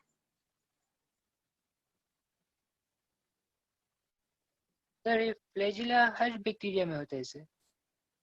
हाँ, एक हो सकता है, एक से ज्यादा भी हो सकता है, और नहीं भी हो सकता है। जो बडिंग वाले होते हैं उसमें नहीं भी होता है, बट ये ना कि हम स्टैंडर्ड फीचर पढ़ते हैं कि एक बैक्टीरिया, एक आइडियल बैक्टीरिया में क्या क्या स्ट्रक्चर हो सकते हैं, ठीक है। सर वो अब क्या है, बैक्टीरिया के basal basal granule, BASAL, granule? Basal granule, right. अब देखो, बैक्टीरिया के अंदर इस तरह से कुछ डायमंड शेप, इस तरह के कुछ स्टोरेज फूड मटेरियल पाए जाते हैं, है ना, बहुत सारे पाए जाते हैं, मैं एक एक बनाते जाता हूं। ये जो होता है, दिस इज ग्लाइकोजन ग्रेन्यूल, है ना। तो ये ग्लाइकोजन के ग्रेन्यूल्स हैं या ग्लाइकोजन क्रिस्टल। कुछ फैट ग्लोब्यूल्स भी पाए जाते हैं, तो फूड का स्टोरेज ग्लाइकोजन के फॉर्म में भी होता है, और इस तरह की कुछ फैट ग्लोब्यूल्स के फॉर्म में भी होता है। They are lipid, they are lipids, ठीक है ना। इसके साथ में बैक्टीरिया में कुछ अलग से एक डीएनए का छोटा सा टुकड़ा पाया जाता है ना, जो कि खुद में डिवाइड कर सकता है। ये नॉर्मल वाला जो ये डीएनए होता है, इस डीएनए से अलग होता है, बैक्टीरिया के डीएनए से, ठीक है। हम लोग उसको क्या कहते हैं, बहुत इंपॉर्टेंट है, बायोटेक में इसको पढ़ना पड़ता है। प्लास्टिड्स। क्या बोलते हैं इसको? प्लास्टिड्स। ना ना, प्लास्टिड नहीं बोलते, कौन बताएगा, बोलो बोलो। सर क्या है वो? प्लास्टिड नहीं, ये वही तो मैं पूछ रहा हूँ, ये क्या है सर नहीं, आपने बोला क्या है, क्या वो? प्लास्टिड? मैं ये कह रहा हूँ कि ये डीएनए का छोटा सा टुकड़ा होता है, सर्कुलर डीएनए पार्ट। प्लास्टिड नहीं होता, कुछ और होता है, थोड़ा सा सही से प्रोनाउंसिएट पर आप सही नहीं कर पा रहे हो। आरएनए? प्लाज्मिड बेटा, plasmids. Plasmids. Plasmids, right, plasmids, ठीक है। ये प्लाज्मिड्स इसको बोलते हैं, ठीक है। प्रोटोप्लाज्म अंदर की तरफ हो गया, प्लाज्मिड हो गया, फैट। एक और चीज, यहाँ पर बैक्टीरिया की जो प्लाज्मा मेम्ब्रेन होती है, इसके साथ में कुछ छोटे छोटे इस तरह से ना रेस्पिरेटरी एंजाइम्स पाए जाते हैं जो डाइजेशन का फंक्शन करते हैं, मतलब रेस्पिरेशन का काम करते हैं। रेस्पिरेटरी एंजाइम्स, ठीक है। Last but not the least, bacteria के अंदर कुछ ये थ्रेड लाइक एक स्ट्रक्चर है। ये थ्रेड जो है ये है एमआरएनए, मैसेंजर आरएनए। मैंने आपको बताया था कि किसी भी दूसरे वायरस को छोड़ के सबके अंदर डीएनए और आरएनए एक साथ पाया जाएगा, ठीक है। अब देखो इसके ऊपर इस तरह से बहुत सारे राइबोसोम क्या लिखा आकर है के सर? ये एमआरएनए मैसेंजर आरएनए एमआरएनए, ठीक है। अब देखो ये जो स्ट्रक्चर है ना, ये जो स्ट्रक्चर है, इस स्ट्रक्चर को हम बोलते हैं poly ribosome. Poly ribosome, poly ribosome किन चीज से मिलकर बना है? एक तो ये इस तरह का स्ट्रक्चर है, ठीक है, इसको हम कहते हैं राइबोसोम। ये एकमात्र चीज है, this is the single thing which matches with bacteria and eukaryotic cell like we. हमारे और बैक्टीरिया के अंदर अगर कोई चीज सिमिलरिटी है दैट इज द राइबोसोम्स। तो राइबोसोम हमारे अंदर भी पाए जाते हैं, बैक्टीरिया के अंदर भी। तो राइबोसोम, मीजोसोम भी तो हाँ ये वाला, ये नहीं, पॉली आपने कहा ना कि राइबोसोम। सर आपने कहा ना कि राइबोसोम कॉमन है, तो मीजोसोम भी तो कॉमन है। म्यूजियम हमारे अंदर कहाँ पाए जाते हैं भैया? ना, सर हमारे आपने अंदर कहा ना म्यूजियम कि हर ऑर्गेनिज्म के अंदर।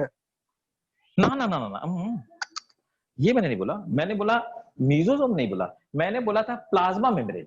प्लाज्मा मेम्ब्रेन ऐसा कोई ऑर्गेनिज्म नहीं हो सकता जिसके अंदर नहीं पाई जाती है। ऐसा कोई सेल ही नहीं हो सकती है जिसके अंदर प्लाज्मा मेम्ब्रेन ना पाई जाए, ठीक है। तो प्लाज्मा मेम्ब्रेन हमारे अंदर और बैक्टीरिया के अंदर, दोनों के अंदर पाई जाए, मतलब सबके अंदर पाई जाती है। ऐसा कोई लिविंग हो ही नहीं सकता जिसके अंदर ना पाई जाए। वायरस लिविंग नहीं, इसलिए वायरस के अंदर नहीं पाई जाती है, ठीक है। राइबोसोम, तो पॉलीराइबोसोम दो चीज से मिलकर बना है, एक तो राइबोसोम और प्लस दूसरा ये जो थ्रेड लाइक स्ट्रक्चर था जिसको हमने बोला मैसेंजर आरएनए, एमआरएनए। तो एमआरएनए और दूसरा राइबोसोम बहुत सारे मिलकर के पॉलीराइबोसोम का फॉर्मेशन करते हैं। ये एक बैक्टीरिया का बेसिक स्ट्रक्चर सर है जी। सर ये हाँ एमआरएनए मैसेंजर आरएनए न्यूक्लियस से दूसरे ऑर्गेनेल्स को हाँ मैसेज देता है ना सर? हाँ फंक्शन राइट, ये राइबोसोम को एमआरएनए एक्चुअली का, मैसेज देता है। एमआरएनए तो राइबोसोम को राइबोसोम मैसेज के देता है। साथ साथ ही जाता है सर। हम्म, दोनों हर एक दूसरे जगह के दोस्त राइबोसोम हैं को लेके जाता है। एक हमेशा। क्योंकि ट्रांसलेशन जो होता है ना, फैक्ट प्रोटीन का बनना, प्रोटीन तभी बनेगा। तो देखो मेरी बात को समझना, जो राइबोसोम है ना, राइबोसोम राइबोसोम एक कंप्यूटर का सीपीयू है, सीपीयू है ना। उस सीपीयू में, ये पूरा सीपीयू है, एक प्रोसेसिंग है जिसमें कि कुछ आउटपुट निकलेगा, और उसके अंदर ये जो रैम लगी है, ये रैम है राइबोसोम। तो जब तक आप रैम नहीं लगाओगे तब तक सीपीयू फंक्शन नहीं कर सकता है ना। उसी तरह से जब तक एमआरएनए इसके अंदर एंटर नहीं करेगा तब तक ये प्रोटीन बना नहीं सकता है। तो इसीलिए दोनों साथ ही काम करते हैं, दोनों एक दूसरे के हम कॉम्प्लीमेंट्री हैं। अब देखिए, हमारे हमारे एक सेल में पॉलीराइबोसोम होता है बिल, सर। बिल्कुल दोस्त, हमारे अंदर भी पॉलीराइबोसोम्स पाए जाते हैं। थोड़ा साइज का फर्क होता है, बैक्टीरिया का छोटा होता है और हमारा बड़ा होता है, ये बात मैं लिखवा और दूंगा। अब देखो ये जो यहाँ पे मीजोसोम जो स्ट्रक्चर है, मीजोसोम से यहाँ पे जेनेटिक मटेरियल अटैच्ड है। यहाँ पे बैक्टीरिया का जो डीएनए होता है और हमारा डीएनए अलग होता है। अब कितना अलग होता है ये अपन अभी डिस्कस करेंगे, लेकिन इसको कहते क्या है देखो। इसको यहाँ पर हम लोग क्या बोलते हैं, कोई बता सकता है?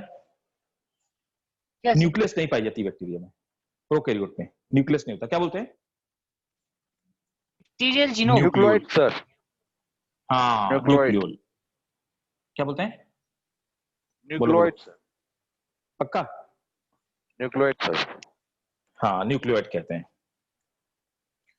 न्यूक्लियोइड, ठीक है। अच्छा, इसके और भी कई सारे नाम हैं, और क्या क्या कहते हैं वो मैं आपको अभी लिखवा दूंगा। इसको और क्या कहते हैं, इस स्ट्रक्चर को, ये मतलब इस रीजन को हम लोग बैक्टीरिया डिक्लेयर के कहते डीएनए कहना था हैं। फॉल्स ये बैक्टीरिया न्यूक्लियस, को, राइट, वेरी गुड, सर। ये फॉल्स न्यूक्लियस इसको कहते हैं। हाँ, इसको फॉल्स न्यूक्लियस कहते हैं, है ना। सर ये बैक्टीरिया अच्छा, न्यूक्लियर किसको कहते हैं? बैक्टीरिया को न्यूक्लियोइड क्यों कहते हैं? एक्चुअली क्या है ना, किसी भी ऑर्गेनिज्म के अंदर न्यूक्लियस होने के लिए कुछ एलिजिबिलिटी है। न्यूक्लियस टर्म हम तभी यूज कर सकते हैं जब न्यूक्लियस टर्म यूज करने के लिए क्या होना चाहिए, एक तो न्यूक्लियर मेम्ब्रेन, न्यूक्लियर मेम्ब्रेन, ठीक है, दूसरा न्यूक्लियोप्लाज्म, न्यूक्लियोप्लाज्म, और तीसरा प्लस क्रोमेटिन फाइबर। ये जब तीनों एक साथ मौजूद हो तभी हम न्यूक्लियस टर्म यूज कर सकते हैं। अगर इन तीनों में कोई भी मिसिंग है तो आप उसके लिए न्यूक्लियस टर्म यूज नहीं कर सकते। यहां पर ना तो न्यूक्लियोप्लाज्म क्लियरली कहीं पे विजिबल है, मतलब ये वाला मौजूद नहीं है, दूसरा ना तो यहाँ पे न्यूक्लियर मेम्ब्रेन कहीं पे मौजूद है। तो दो कंपोनेंट नहीं है, इसलिए इसके लिए हम न्यूक्लियस टर्म का यूज नहीं करते, इसको हम न्यूक्लियोइड कहते हैं। तो न्यूक्लियोइड सर इज वो एक्चुअली, बैक्टीरियल जीनोम यूज कर सकते हैं सर, जीनोम बैक्टीरियल क्या होता जीनोम। है? देखो, जीनोम टर्म का मतलब होता है किसी भी, जीनोम तो हम यूज कर सकते हैं वायरस के लिए भी। जीनोम का मतलब होता है किसी भी ऑर्गेनिज्म के अंदर मौजूद पूरे के पूरे जीन जो होते हैं, नंबर ऑफ जीन्स, उस जीन के प्लेथोरा को, उस जीन के कॉम्बिनेशन को या जीन के कलेक्शन को हम जीनोम कहते हैं। तो जीनोम टर्म तो अपन यूज कर सकते हैं वायरस के लिए भी। जीनोम टर्म का मतलब होता है कलेक्शन ऑफ जीन्स, ठीक है तो भाई? सबने नोट, उसमें न्यूक्लियोइड के अलावा प्लाज्मिड्स भी आ जाएगा, मतलब हाँ हाँ बिल्कुल। जीनोम। नहीं, ना ना ना ना, न्यूक्लियोइड में प्लाज्मिड नहीं आएगा, प्लाज्मिड अलग है। हाँ जी सर। प्लाज्मिड को इसको बोलते हैं एक्स्ट्रा क्रोमोसोमल डीएनए बोलते हैं। अब मैं एक एक करके सबको बताते जाऊंगा। पहले आपने नोट कर लिया ये स्ट्रक्चर? सबने सबने कर लिया? सर स्टार्ट आपने किया इससे जाए? पहले इसको सर आपने इससे पहले इसको डीएनए कहा था ना? हाँ, ये सिंगल, देखो जो न्यूक्लियोइड है, न्यूक्लियोइड क्या होता है? अब न्यूक्लियोइड को जैसे डिफाइन किया जाए तो क्या होता है? Okay, thank you Amna. Nucleoid को क्या बोला जाता है? न्यूक्लियोइड का मतलब होता है, अगर कोई बोले कि डिफाइन द न्यूक्लियोइड, तो what I will say, this is single circular compact DNA associated with some protein, ठीक है? अब इसको मैं डिटेल में अभी समझाता चलूंगा, एक एक चीज जल्दी से करिए। सबने कर लिया, नोट कर लिया? बाकी लोगों ने भी? आगे चला जाए? किसी का रह तो नहीं रहा? ठीक है, तो चलो अब आगे बढ़ते हैं एक एक करके, है ना? सबने नोट कर लिया? सबसे पहले नोट करो capsule. Capsule, okay, thank you Bhumi. Capsule, capsule में और मे नॉट प्रेजेंट, पॉइंट्स के फॉर्म में लिखते जाइए। पहले कैप्सूल हेडिंग लो। कैप्सूल में और may not present in any bacteria, in any bacteria. Capsule में और may not present in any bacteria. अब देखो कैप्सूल बना किसका होता है? Capsule is made up of, capsule is made up of a carbohydrate component called, a carbohydrate component called glycocalyx, made up of a carbohydrate compact carbohydrate component called glycocalyx, glycocalyx, full stop. It is, इसी में है capsule में, it is mucilaginous structure, it is mucilaginous मतलब jail जैसा, it is mucilaginous structure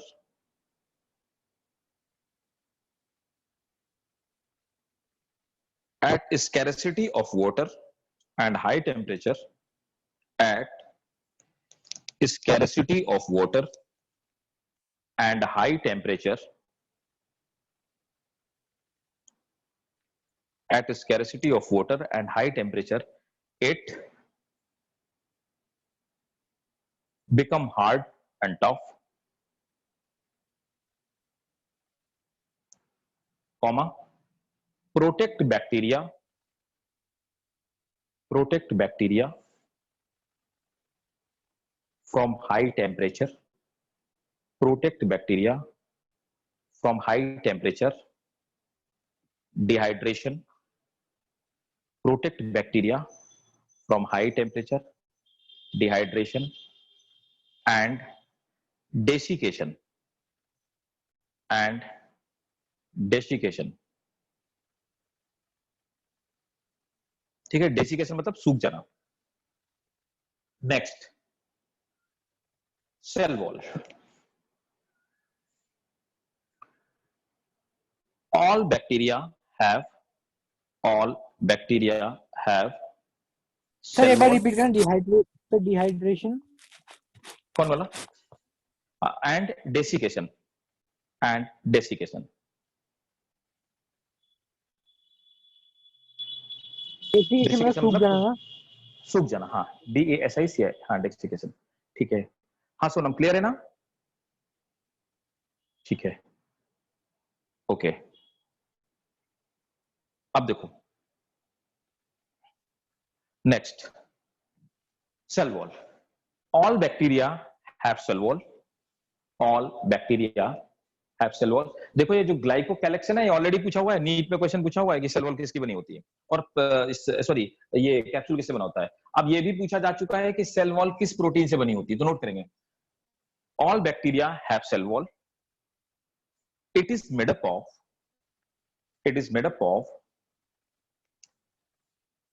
peptido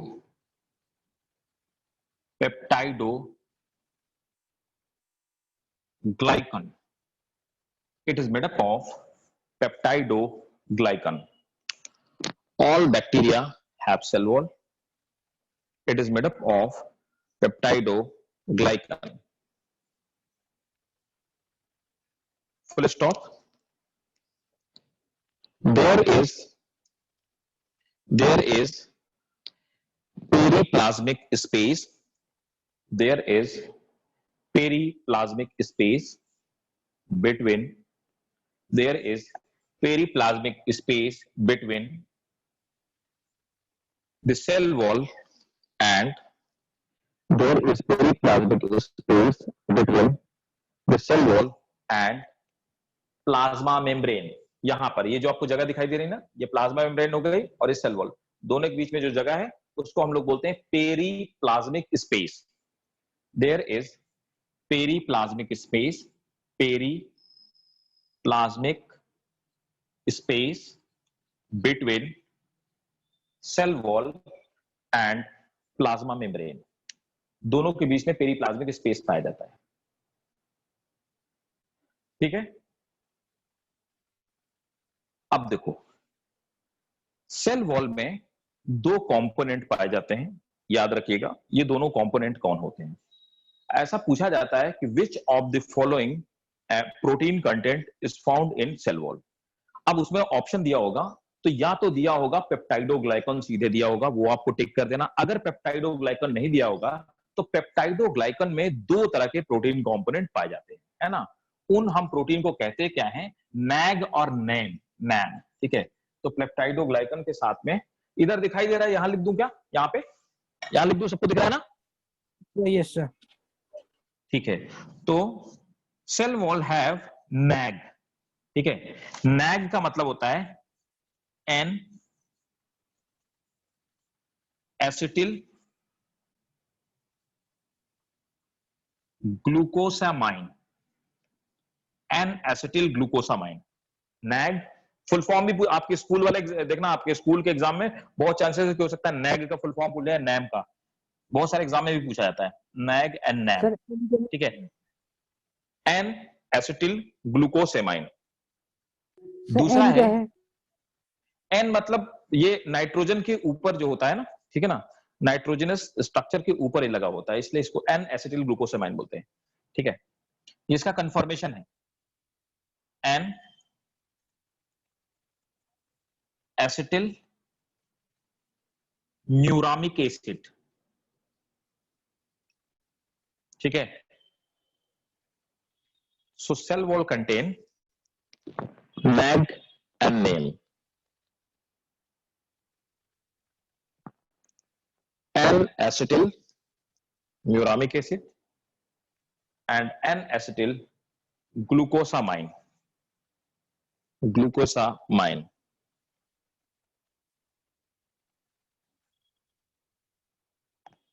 note कर लिया? they make this peptidoglycan. Right, right. Peptidoglycan is made up of two kind of protein, NAG and NAM. Normally यही के NAG और NAM बोलते हैं। इसका फुल फॉर्म NAG का है N-acetyl glucosamine, NAM का है N-acetyl muramic acid, ठीक है। नोट कर लिया? अब आपने इतना तो सुना ही होगा कि बैक्टीरिया दो तरह के पाए जाते हैं, ग्राम पॉजिटिव और gram negative bacteria. Gram positive bacteria में एक खास बात और होती है, हमको आपको जो बीमार करने वाले बैक्टीरिया है एक्चुअली वो ग्राम पॉजिटिव बैक्टीरिया है, ऑलमोस्ट सभी। ठीक है, ग्राम पॉजिटिव बैक्टीरिया में एक क्वेश्चन बहुत पूछा जाता है, कंपटीशन का क्वेश्चन है। तो ग्राम पॉजिटिव बैक्टीरिया में टैकोइक एसिड पाया था, तो नोट करेंगे along with it gram positive bacteria have tackoic acid, along with it gram positive bacteria। ग्राम की लगाते हैं ये मैं अभी आपको बताऊंगा। इसके बाद ग्राम पॉजिटिव क्या होता है, ग्राम नेगेटिव क्या होता है, ये मैं आपको दोनों चीज बताऊंगा। along with it gram positive bacteria have tackoic acid in their cell wall।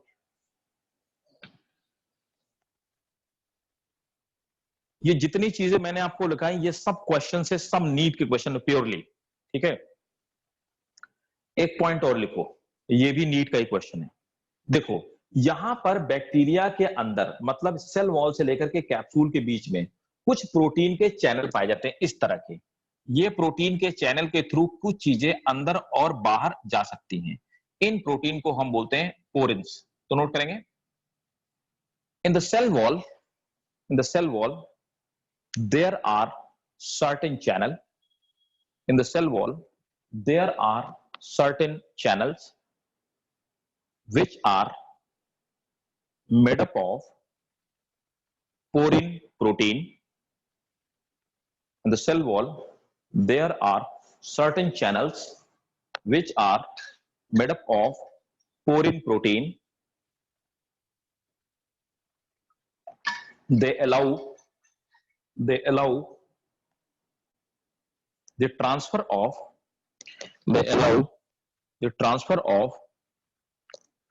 certain substances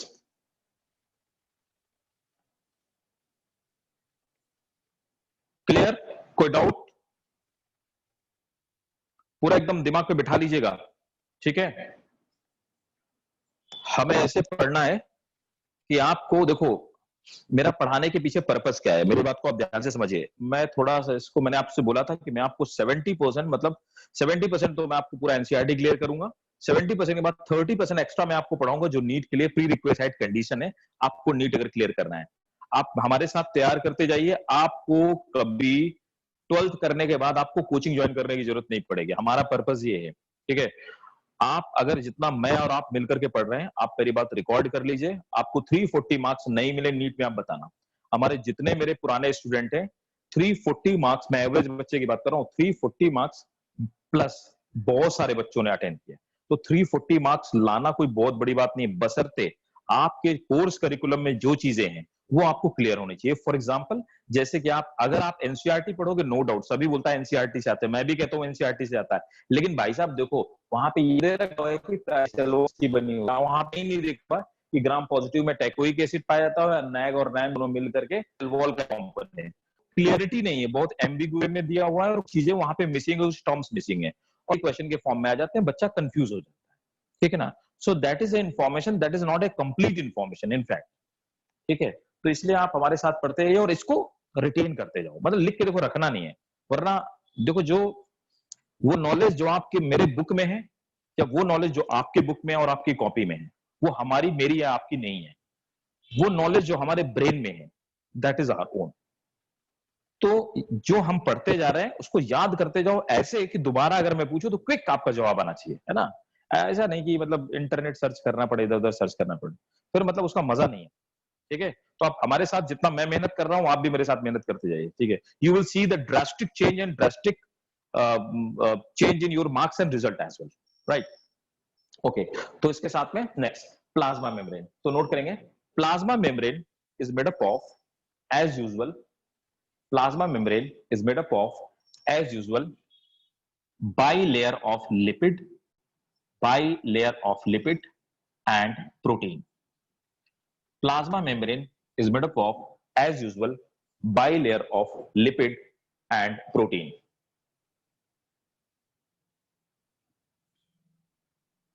Next, mesosomes, important है, ये आपके स्कूल में पूछा जाएगा, what is the function of mesosome, school वाले पूछेंगे इसको, देखना मेसोसोम। मीजोजोम्स, अब लिखिए इसमें mesosomes, mesosomes are folding of, mesosomes are folding of plasma membrane. Sir जो आपकी ये वीडियो है मीजो सर यूट्यूब पे मिलेगी? नहीं नहीं नहीं, यूट्यूब में मतलब आपको वीडियो तो मेरा मिल जाएगा, ठीक है, लेकिन इतना डिटेल में नहीं मिलेगा। इसको पढ़ाने के लिए बहुत टाइम चाहिए होता है, यूट्यूब में इतना टाइम नहीं होता रिकॉर्डिंग में, इतना टाइम तो उधर तो शॉर्ट में मतलब आपको मिल जाएगा वीडियो रेफरेंस के लिए। लेकिन जो क्लास में हम आप पढ़ते हैं ना, कभी कभी क्लास में रिप्लेस करना हो तो ये तो इन लोगों के पास भी, मतलब ऑर्किड के पास भी ये वीडियो रहता है, सेव रहता है। आपको जैसे रिवीजन करना होगा तो एक बार सर लोगों से बात कीजिएगा, है ना, आजम सर वगैरह से, तो उनके पास सेव रहता है, वो दिखा देते हैं दोबारा वीडियो। ठीक है, तो लास्ट टाइम भी ऐसा ही हुआ था, बहुत सारे बच्चों को जैसे किसी का छूट गया नहीं रहा है ना, तो उसके लिए कुछ बैकअप प्लान होता है सर के पास, हमारी जो टेक्निकल टीम है उनके पास ये प्लान है। ओके, सो देखिए, हाँ नोट करेंगे, म्यूजोजोम, mesosomes they are folding of plasma membrane. Each bacteria have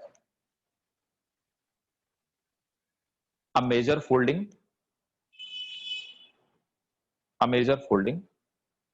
but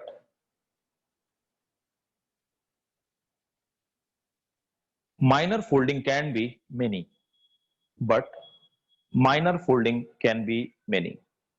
तो मीजोजोम कई सारे हो सकते हैं लेकिन उसमें एक मेजर होगा, ठीक है, but the minor folding can be many. Full stop, इसी में कंटिन्यू करेंगे। The function of mesosome is respiration. The function of mesosome is respiration. It works like mitochondria. It works like mitochondria. It works like mitochondria. Comma, generate energy by respiration of, generate energy by oxidation of food. Generate energy by oxidation of food. Full stop. इसी में लिखेंगे next paragraph, इसी में mesosome का ये लिखवा रहा हूं। Mesosome also help in division of bacteria. Mesosome also help in division of bacteria, division of bacteria and division of nucleic acid, division of nucleic acid in two part. इसी में तीसरा पॉइंट लिखेंगे, bacterial DNA और genome, bacterial DNA और genome remains attached with, bacterial DNA or genome remains attached with ORGI mesosome। क्या, हाँ O R bacterial, हाँ और मतलब OR, बैक्टीरिया जीनोम और DNA remains attached with mesosome with the help of a protein disc, with the help of a protein disc. Next, nucleoid or bacterial genome.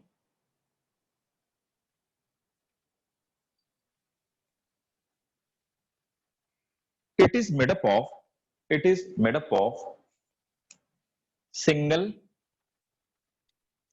circular DNA. It is made up of, याद रखना यही है, single एक ही DNA होता है, circular होता है। It is made up of single circular DNA DNA, which do not have histone protein, underline करेंगे, which do not have histone protein, which do not have, जो हमारे आपके अंदर पाया जाता है, सभी यूकेरियोट में पाया जाता है, which do not have histone protein, which do not have histone protein. हाँ, ये हिस्टोन प्रोटीन को कैरेक्टरिस्टिक यूकेरियोट का है। सेपरेशन कैरेक्टरिस्टिक बोल सकते हैं सर? हाँ बिल्कुल बोल सकते हैं कि हिस्टोन प्रोटीन पाया जाता है यूकेरियोट में, आप बोल सकते हो, और प्रोकैरियोट में बिल्कुल नहीं पाया जाता, दैट इज ट्रू, ठीक है। दोनों में सेपरेटिंग कैरेक्टरिस्टिक है, ठीक है। Which do not have histone protein, but ये नीट का क्वेश्चन है, हिस्टोन प्रोटीन नहीं पाया जाता, दूसरा ये दोनों नीट के क्वेश्चन है, but certain proteins called polyamines, but certain protein called polyamines are found in, but certain protein called polyamines are found in DNA, full stop. इसी में second paragraph,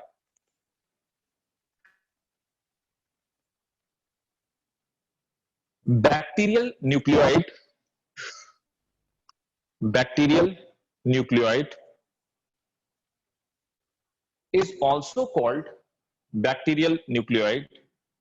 is also called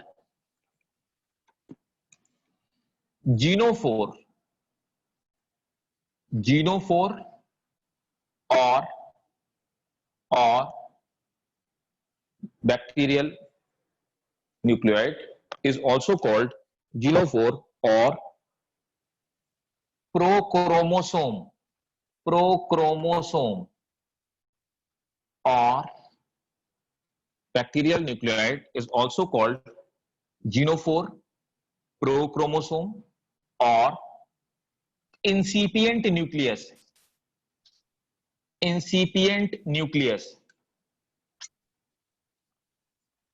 चारों का एक ही मतलब है, चाहे आप इसको न्यूक्लियोइड बोलो, आपने सिर्फ यही टर्म पढ़ा होगा, चाहे आप इसको न्यूक्लियोइड बोलो, चाहे आप इसको जीनोफोर बोलो, चाहे आप इसको प्रोक्रोमोसोम बोलो, और चाहे बोलो इंसिपिएंट न्यूक्लियस। पहली इंपॉर्टेंट चीज। दूसरी इंपॉर्टेंट चीज, भाई साहब, बैक्टीरिया का क्रोमोसोम जो होता है उसमें हिस्टोन नहीं पाई जाती, I agree with that, that is true. लेकिन अगर आप ये कहो कि इसमें प्रोटीन नहीं पाई जाती, I am not agree with that. क्यों? क्योंकि मैंने आपको अभी अभी लिखाया कि बैक्टीरिया का जो क्रोमोसोम